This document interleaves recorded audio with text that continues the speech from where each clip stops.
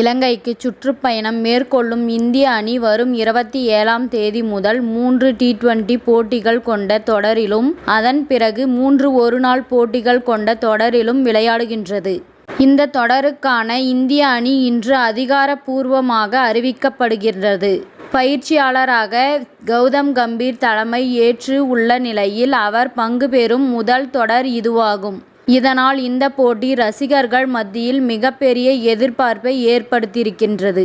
இந்த நிலையில் T20 மற்றும் ஒருநாள் போட்டிகளில் எந்தெந்த வீரர்கள் இடம்பெற வாய்ப்பு இருக்கின்றது என்பது குறித்து தற்போது பார்க்கலாம். T20 அணியின் கேப்டனாக ஹர்திக் பாண்டியா நியமிக்கப்படுவார் என்று செய்திகள் வெளியான நிலையில் தற்போது மிகப்பெரிய ட்விஸ்ட் ஏற்பட்டு இருக்கின்றது. 2026ஆம் ஆண்டு T20 உலகக் கோப்பைக்கு சூரியகுமார் யாதவை கேப்டனாக நியமிக்க BCCI திட்டமிட்டு இருப்பதாகவும் இதனால் ஹர்திக் பாண்டியா இன்று தொடரில் கேப்டனாக இருக்க மாட்டார் என்றும் செய்திகள் வெளியாகி உள்ளது.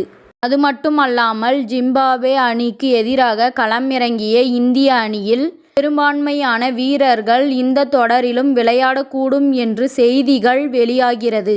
எனினும் ரியான் பராக் போன்ற வீரர்கள் அணியில் இருந்து நீக்கப்படலாம்.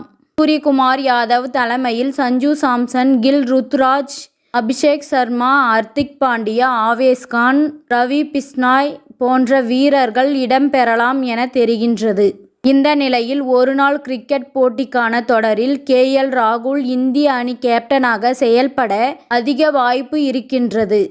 விராட் கோலி, ரோஹித் சர்மா, ஹர்திக் பாண்டியா ஒருநாள் தொடரில் பங்கேற்க மாட்டார்கள் என்பதால் அவர்களுக்கு பதிலாக ஜெய்ஸ்வால், ருத்துராஜ், சஞ்சு சாம்சன் போன்ற வீரர்கள் இடம்பெற அதிக வாய்ப்பு உள்ளது. மேலும் ஸ்ரேயஸ் ஐயர், இஷான் கிஷன் போன்ற வீரர்களும் ஒருநாள் போட்டியில் இடம்பெறக்கூடும்.